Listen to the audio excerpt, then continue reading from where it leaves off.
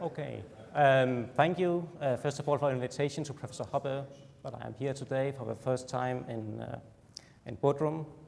That's been a bit of a career goal of mine, actually, to finally be invited. So for that I'm grateful, and hopefully Professor Hoppe will not be disappointed and regret his invitation. And I will try to be gentle with Mr. Milei as best as I can. So Milei is probably the first head of state who calls himself a libertarian and an anarcho-capitalist. As we know, he's presented like this. So nowadays, probably if you say you're a libertarian, they'll say, oh, like Javier Milei. And then you'd either say, yeah, exactly like Javier Milei, or maybe you'll say, not exactly like Javier Milei, actually. And he's, of course, also probably the most prominent person in the world right now who's also talking about Austrian economics. He has a very interesting conversion story, if we can call it that, about how he came to Austrian economics, that he has narrated several times in Hamburg at the Hayek Society last year, I think that was, and forward to Bagus's book, The Milei Era, that in 2014 he was going to Davos for the first time to talk about development economics. And then he discovered, I'll get back to the details about this later, that new classical models of economic growth, they don't work at all. And somebody told him that, well, he should read Rothbard, and Rothbard would help him see the point, see what's true here and what's the problem here. And Milei read Rothbard, and he just couldn't stop. He was so excited about Rothbard. And then he heard about Mises, and he bought Human Action, and he went on to read Human Action just one time or two times or three times, and then over and over again. And we went underlining every page, every line on every page of the book, so he had to buy a new copy of Human Action. And another one, so he had one at his office and at home. And that he spent all his savings for a period of time on buying books about Austrian economics. So by his own admission, or by his own boast, Milei is, or should be by now, an expert in Austrian economics.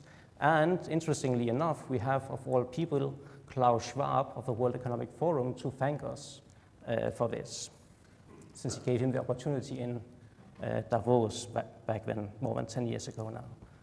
Next slide. Now, Milei has, at this point, been criticized by our people mainly on a number of points about his policies. But as far as I've been able to discover, nobody has really looked very closely at this claim that Milei is an expert in Austrian economics, and not just in Austrian economics, but that he is an expert in Mises, in Rothbard, and in Hoppe himself, as Milei himself has claimed again and again. So that is what I'm going to try to show today, to look at this question: is Milei really an Austrian economics? Is he a faithful representative of our tradition, of Mises and Rothbard and so on? And should we therefore accept that, yeah, we are, for better or worse, associated with Milei's economic policies, with his economics, with what he says, and with his economic policies? So for this reason, I'll focus primarily on the speeches of Milei and of the writings of Milei that I've been able to find in English, and also a few in Spanish. Of course, he was a commentator for many years, so there's hours and hours of commentary that I haven't looked at in Spanish. So I'm going to assume that what he has told us, what he has written in English, is an accurate reflection of what he actually believes and what he has said in these speeches that I'm also looking at. And then only secondarily, I look at his policies. And I think this is being very fair to Milei, actually, so I am being very friendly, because Milei was, of course, first of all, an intellectual before he became a politician. So he is presumably a man who actually knows these ideas and knows what he is doing. It is also a way that we can avoid a discussion about, well, yeah, I mean, Milei, he knows all this stuff, but he is just a president. He is not like an autocrat with total power. He has limited power. He must respect Congress and so on and so forth. So that's why he hasn't abolished the central bank or whatever. And that might be true, but of course it might also be that the reason that he pursues a decidedly non-Austrian economic program is for the simple reason that he is not really an Austrian economist at all, that it's really just a superficial veneer that he has given his rhetoric for one reason or another. Next slide. So the place to begin when examining Milei's economics is his theory of economic growth. For two simple reasons. First of all, he is presumably still a development economist. Primarily, that's his métier, that's what he studied most intensively. It was these problems of development economics that he saw that made him first pick up a book by Rothbard. And it is in this area of development economics that he has written, so far as I've been able to find, the only academic article since his Austrian term. That's the Capitalism, Socialism, and the Neoclassical Trap in the Festschrift for Puerta de Soto. So I think it's reasonable to look at this if we want to understand what Milei is all about. So as I said in the beginning, we have to go back to Davos in 2014, where Milei is supposed to give a speech about economic development. So in preparing for this work, he tells us that he looked at the work of the economist Angus Maddison, and Maddison taught him that until 1800 there was basically no economic development in the world, or practically no, but we were as poor as in the year 1800 as in the year 1. And then that in the following 200 years, wealth multiplied. So Milei concluded, in these 200 years, there was a period, or we are maybe still in a period, of increasing returns. But increasing returns cannot fit into neoclassical growth models. Indeed, neoclassical economics are, on Milei's reading, positively hostile to Milei's explanation of this fact of increasing returns. So trying to get out of this quandary, Milei turns to Adam Smith and reads Adam Smith's account of economic development in the following way. There are 5 causes of economic development. In Smith, according to Milei, but he really boils Smith down to the following 2 causes. And I quote, "The model of the father of economics is based on 2 quintessential ideas, the pin factory, increasing returns to scale, and the concept of invisible hand, social cooperation under spontaneous order." So again, we just have this claim, this argument, well, there are increasing returns. We still haven't heard where do we come from. And this is where Milei turns really idiosyncratic in his reading of Adam Smith, to put it mildly. At least I haven't seen this reading anywhere else. Adam Smith, of course, meant to highlight the importance of a division of labor when he wrote his famous pin factory example. But Milei does not talk about division of labor. He mentions it, but very barely, and moves on to other subjects. Namely, that increasing returns can only come from concentrated market structures, that is, from monopolies. And this is where, at this point in his intellectual journey, that Milei then would get into a crisis, because a monopoly is, of course, a bad thing. It's a negative externality in neoclassical economics, so we need to intervene to regulate, to prevent monopolies from forming, or to dissolve monopolies if they have formed, in order to reach a Pareto optimal outcome. So neoclassical economics cannot really explain development, or it's really hostile to development in this way it explains it. And this is where Milei then turns to Rothbard. Somebody tells him, maybe Klaus Schwab, that he should pick up a copy of Rothbard's Man, Economy and State and read the chapter on monopoly. And Milei does so, and pretty faithfully, again, to be friendly and fair, he then references Rothbard's basic attitude to monopoly, namely that if we define monopoly as a legal privilege, as it was historically, then it's a bad thing. But there's nothing wrong with monopoly unless it is the result of violent intervention. Free exchange versus violent intervention is really the basic dichotomy. That's the basic distinction we need to make if we want to understand, is this a good thing or a bad thing out there in the world. This is all true, but curiously enough, we still haven't really learned anything about what Milei says about economic development, what causes it. I mean, we are still at this point that monopoly causes economic development. All that Milei really does in his narrative, in this article about the new classical trap, is to say that, well, monopoly is not a bad thing, actually, and leaves it at that. And that we shouldn't try to intervene to break monopolies because this will lead to a cycle of interventionism that will eventually end in socialism. Such an analysis of the dynamics of intervention is, of course, well known from Mises's work especially. But here Milei really only cites The Road to Serfdom by Hayek and one quote from Planning for Freedom by Mises. Doesn't really get to any kind of analysis of this issue. So monopolies lead to increasing returns, according to Milei, maybe because they are simply a mathematical necessity in the neoclassical model, as Milei reads it. I should say, I mean, this is not my field of expertise, but as far as I know the literature, this is also a pretty idiosyncratic reading of growth literature, that you need monopolies.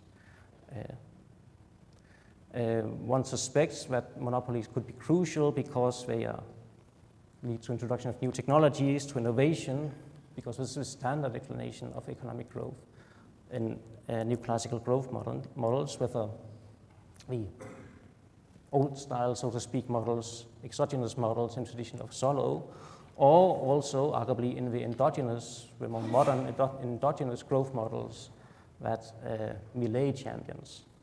And even some of these models, you can find monopolies because they say that, well, we need to stimulate innovation, and to stimulate innovation, we need to introduce patents and copyrights and stuff like this.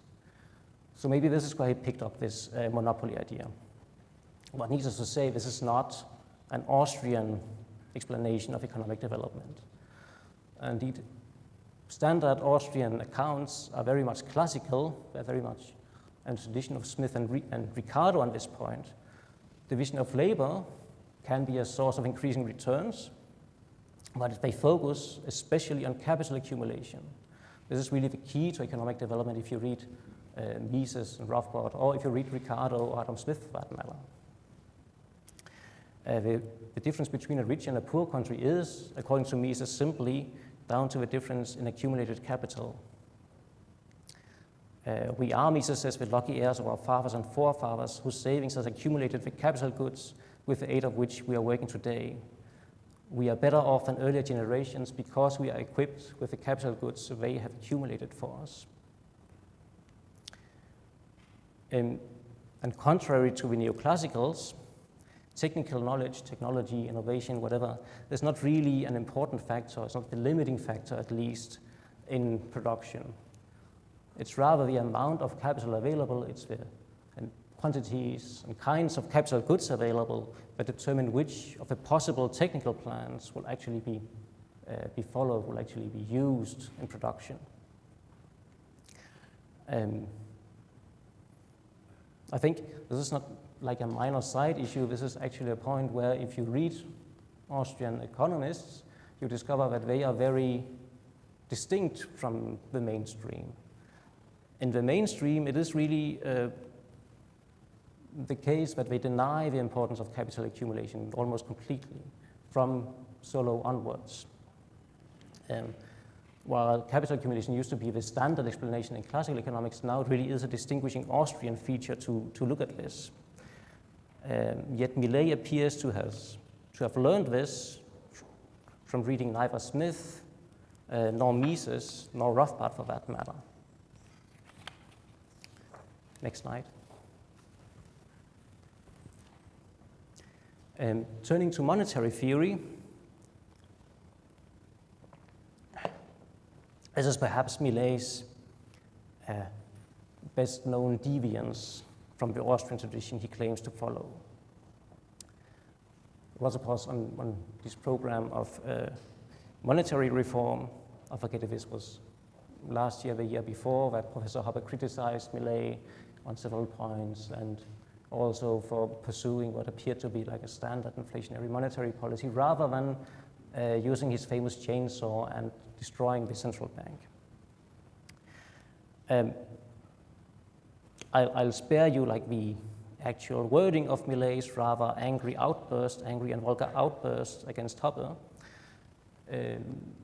amounting to the fact that Milei knows economics, Rothbard doesn't, and Rothbard would also agree with Milei and not with Rothbard. We'll get back to that shortly.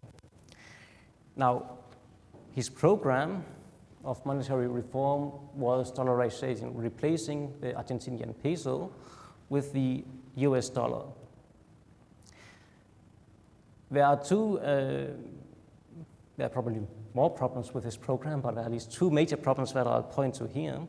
First of all, however you implement it, at least the ways that Milei wanted to implement it, and that he has, insofar as this is still guiding policy, but he is still trying to implement it, this amounts to a large-scale confiscation of private wealth in favor of the central bank.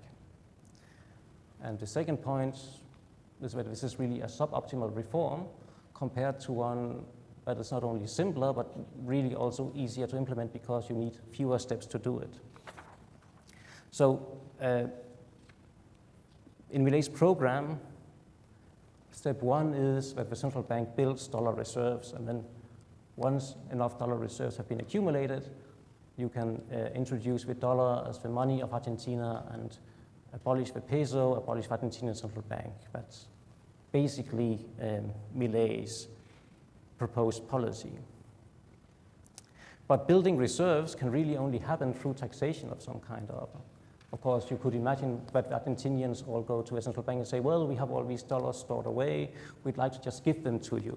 And then, of course, the Argentinian central bank could dollarize, but it's unlikely to happen in this way. And to be fair, they've also not tried to do it in this way, although they have had various amnesties to convince people to deposit some dollars and have had some success with this. A second possibility is that the government uses tax proceeds to buy dollars, or they have to force, in one way or another, export businesses to turn their dollar earnings over to them, to the central bank, at a discounted rate. Could, of course, also, as it has done, lend the dollars from the IMF and other institutions. But this is really only a stopgap measure. This is not like a sound basis, because these loans have, at least in principles, to be repaid in pretty short order. And they go usually to close a funding gap that appears for some reason or another, which we'll get back to when you try to implement these reforms. So, and the second point, the US dollars might be, and it seems a pretty certain fact that it also actually is, a better currency, a better money than the Argentinian peso. But it's hardly a good currency, it's hardly a non-inflationary currency. The US dollar itself is a very inflationary currency. So dollarization is an improvement, but it's not a good thing in itself. So you can really only argue for dollarization, I think, if you don't have an alternative that is better. And there is an alternative at hand that is better and easier to implement. Namely, you just shut down the Argentinian central bank. You stop, and if you cannot do this for various political reasons or whatever, you just stop printing new pesos. And if you cannot do this for various reasons, you just do what you can to slow down the rate of increase in the money supply. And if the rate of money creation, of the creation of new pesos, fell to a minimum or even to zero, the inflationary expectations of Argentinians would disappear practically overnight, and the quality of the peso would substantially improve. It would, in fact, overnight become a better currency than the dollar.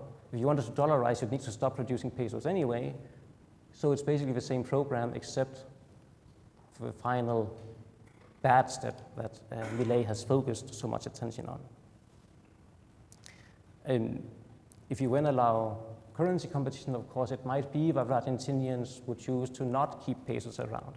It might be that they, for some reason, rather prefer the dollar, and there are a lot of dollar cash in Argentina, of course, so they could very easily make the shift and dollarize the economy spontaneously, so to speak. I don't think that this is very likely to happen, but it's of course a possibility, and if it happened in this way, then we could say that, yeah, dollarization is a superior outcome to holding pesos, to keeping the peso. Now, that Milei hasn't abolished the central bank is not simply a consequence of his dollarization program. It's not simply a consequence of his limited political power, of his limited political possibilities. Rather, when challenged on the point, first by Professor Hoppe, he claimed that you cannot do this, that this will cause a hyperinflation because the central bank is necessary to back the currency. It is there to guarantee the value, to really ensure the value of the currency. The peso is a liability of a central bank, or the hero of the ECB, and so on. So if you abolish the central bank, you render the peso worthless overnight. You have a hyperinflation. Now, this is the so-called backing theory of money, also a version of what Mises called the assignment theory of money. And on the backing theory of money, far from being an engine of inflation, the central bank is needed to safeguard the value of money. Inflation really comes down to what kind of assets the central bank holds, what kind of assets it's buying, not how many it buys or what the rate of inflation, the rate of money creation is. So presumably, Argentina is in an inflationary situation because the Argentinian central bank holds Argentinian government bonds, and the American economy, the US Fed, is not in an inflationary situation because the American Fed holds mainly US bonds, US treasuries on this theory. Backing theory is a development of a fallacious real bills doctrine, according to which bank credit expansion is not inflationary, so long as banks only lend money against bills of exchange representing a real economic activity. Similarly, central banks are not inflationary so long as we hold high-quality assets. And again, what high-quality assets are is pretty undetermined in Milei's case. But the arguments of the currency school and of the Austrian school following the currency school against the real bills doctrine also apply to the backing theory, namely that the value of the assets backing a currency is not independent of the quantity of money in circulation. If you put more money into circulation, prices rise, so the value of these assets also rise, or the nominal value of them rise, and then you can print more money with the same number of assets or the same amount of real activity. So this alleged limit on inflation is really completely elastic when put to the test. This theory, of course, also has nothing to do with the monetary theory of Ludwig von Mises or Mary Rothbard. This should be an important point. But Milei went out of his way to really claim that, yeah, I'm holding to this theory, and in doing this, I'm in agreement with Rothbard. He didn't mention Mises, at least, in this connection. According to the Austrians, money is an economic good that is valued only for its purchasing power. It's not a claim to other goods. It's not any kind of legal claim or any other kind of claim you can imagine. But an economic good in itself, in its own right, and its value is determined, like any other economic good, really according to demand, in this case based on expected purchasing power and supply. And supply, of course, comes in the modern world from the central banks. They are mere tools of credit expansion and inflation, or engines of inflation, as Mises called them in a lecture given in Buenos Aires in 1959. Now, it's true that what assets a central bank holds, this has some importance. It determines what kind of monetary policy or currency policy it can engage in, what kind of interventions it can engage in.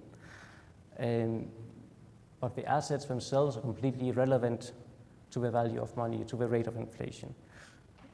Only insofar as these assets on the central bank's balance sheet influence the valuation of actual people holding money can we say that these assets are important. And I don't, this is anecdotal experience, but I've never met a person who determined his cash balance based on reading the balance sheet of the European Central Bank, of the American Federal Reserve, anything like this. This seems like a theory that's very easy empirically to invalidate.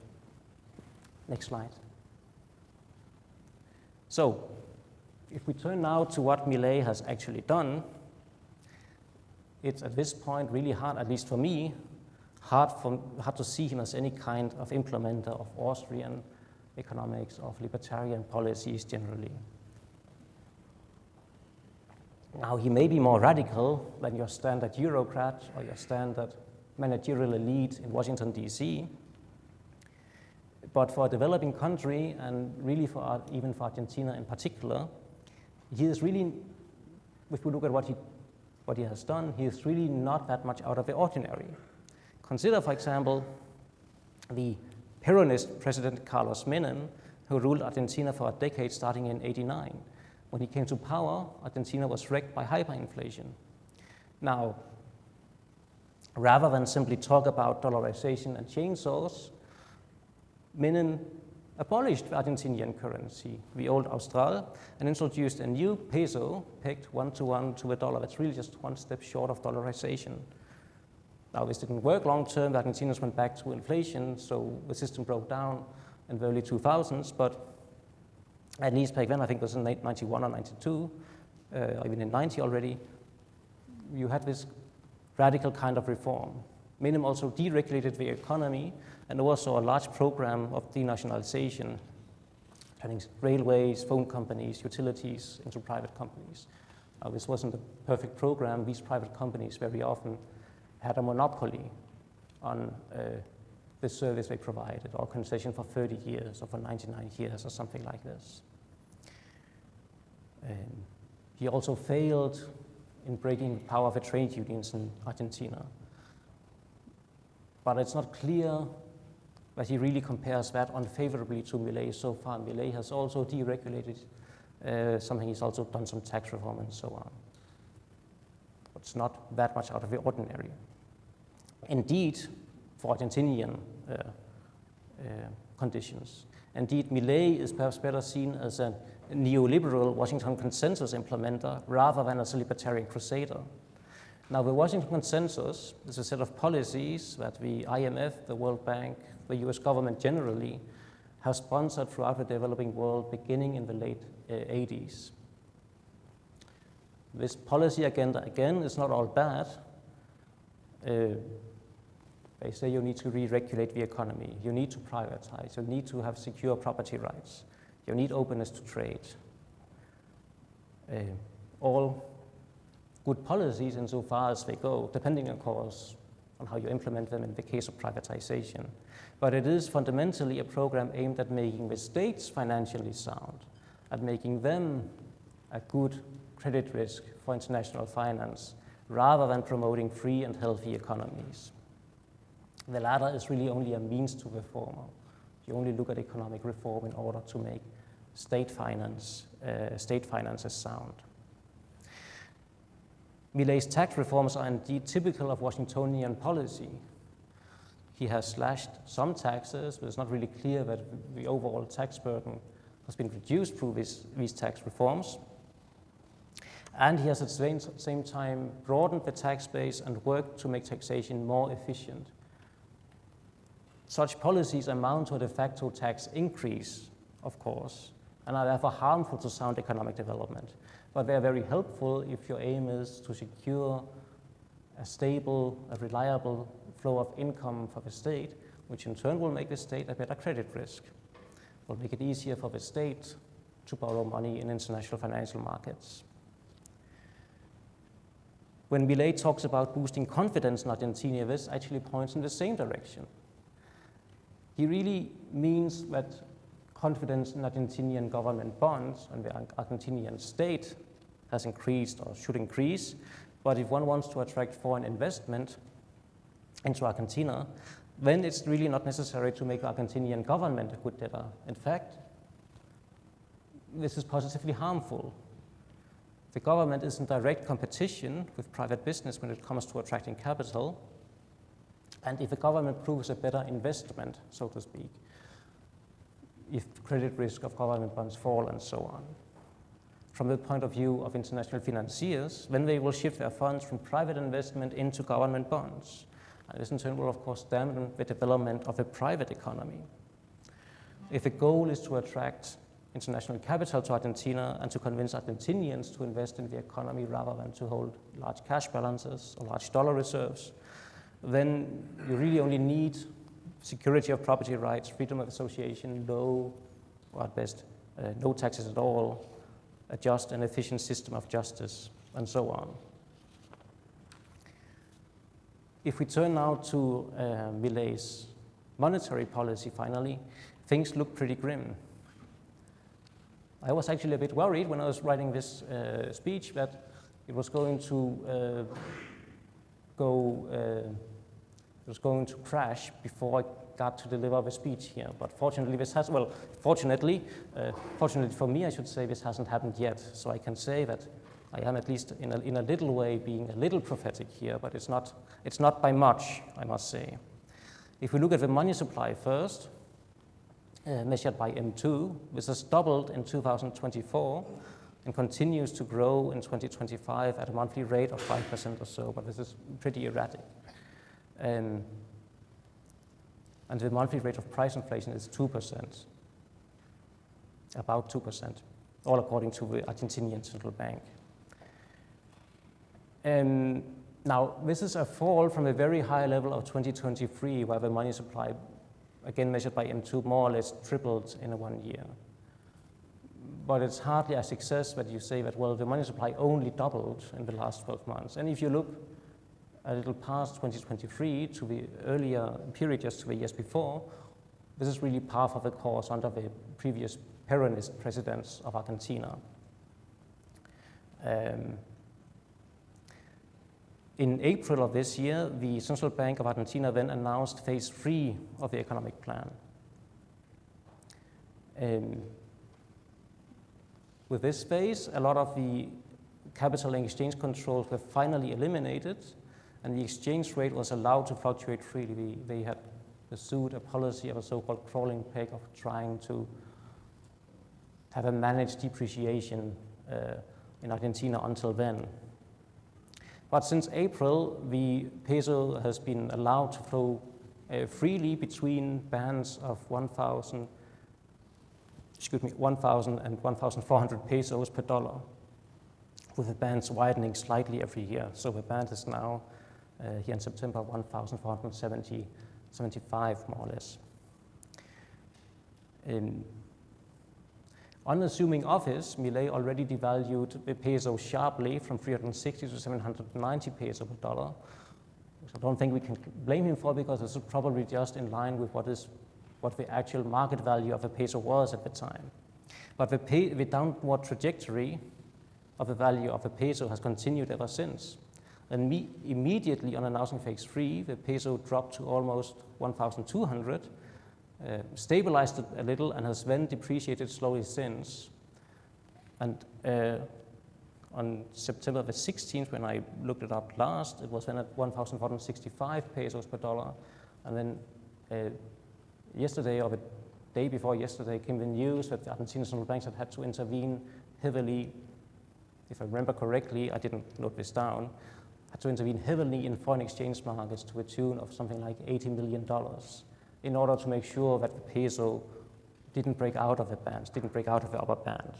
And indeed, there has now again been established a black market rate, foreign exchange rate of the peso, where it is now over $1,500, where it has broken free of the upper band. The huge loan of $42 billion that Argentina received from IMF and assorted institutions also hasn't really helped. This has gone to supply Argentinians with access to a foreign exchange market with dollars, while the central bank and Milei still sometimes claim that they are building reserves, but they need to use these dollars to stem the outflow of pesos. Once you operate in a free economy, of course, you need to freely provide dollars to everybody with pesos who come calling.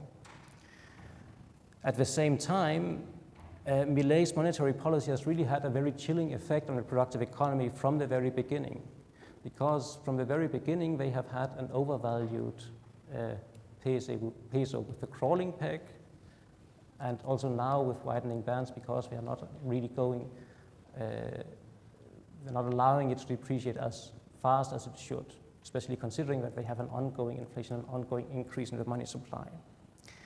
This means that Argentinian exports are being priced out of the world markets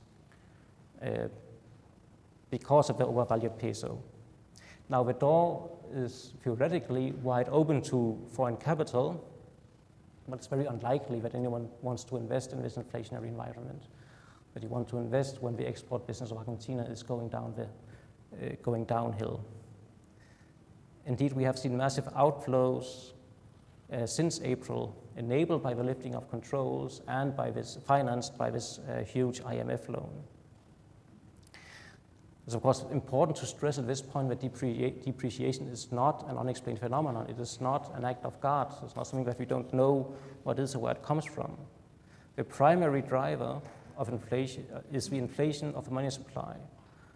Since the change in the value of money, it's likely to first register in foreign exchange markets, especially, of course, if you supply the new money directly to people with access to the market. Milei has spoken of stabilizing expectations as a first step to bring inflation under control. And there is, of course, a thing called inflationary expectations. This is a real phenomenon, but Milei, like the mainstream of central bankers across the world, I should add, appear not to realize what actually causes inflationary expectations. It is the ongoing inflation of the money supply that causes the expectations to be inflationary, and you cannot change this with any kind of talk, with any kind of rhetoric, with any change in policy, so long as you still have an increase in the money supply. All that you achieve with the present policy in Argentina is that you sell dollars very cheaply to investors while you disrupt or you stop trades and capital flows. Now, to be fair, Milei don't appear to claim that his monetary policy is particularly Austrian. At least it doesn't seem to be a stock phrase that I see a lot of the time. And of course, it isn't particularly Austrian. It's rather another round of the old Washington Consensus sponsored by the IMF and ultimately paid for, of course, by the Argentinian taxpayers. It is possible to install whatever kind of monetary regime you can imagine with help from the IMF in this way, but the current trajectory of Milei's policy points toward complete failure. Now the exchange rate is at the upper bound, so it's really a question whether the Argentinian central bank will correct its policy or run out of reserves before it does this. And of course, once it runs out of reserves, when we are back to the old situation, we'll have a massive devaluation at some point. We'll maybe also see a return to capital controls, exchange controls, in order to try to paper over this thing. Is Milei an Austrian? Well, he believes in free markets. That's pretty evident, but Milton Friedman believed in free markets. I don't think we would call him an Austrian economist. Indeed, many, if not most, economists, mainstream economists, believe, at least in theory, in free markets. Milei has also picked up terminology about social cooperation, about spontaneous order that is more uniquely Austrian, and he has learned from Rothbard that he shouldn't fear monopolies, which I think is also a position usually associated with Austrian school. But when we look at substantial issues in economics, and when we look at concrete policies that Milei is actually implementing, there really seems to be no adherence, no contact to Austrian economics. He really remains a neoclassical economist propagating pretty mainstream ideas and implementing broadly neoliberal policies. And again, these policies are not all bad, but on the key issue where you could say there's really a unique Austrian position, a unique Austrian insight, namely on money, Milei remains trapped in his neoclassical paradigm. And money really remains completely incomprehensible to him. So this is understandable in a way, and also regrettable, if I may quote Huerta de Soto at this point, where social relationships that involve money are decidedly the most abstract and difficult to understand, which in turn makes intervention in this area by far the most harmful. This is certainly true.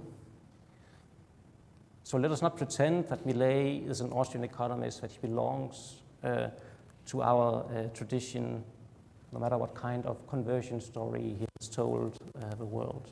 He is really light years away from Mises, Rothbard, and Hoppe. And in the policies, the monetary policy especially he is pursuing, he is really positively anti-Austrian. Thank you.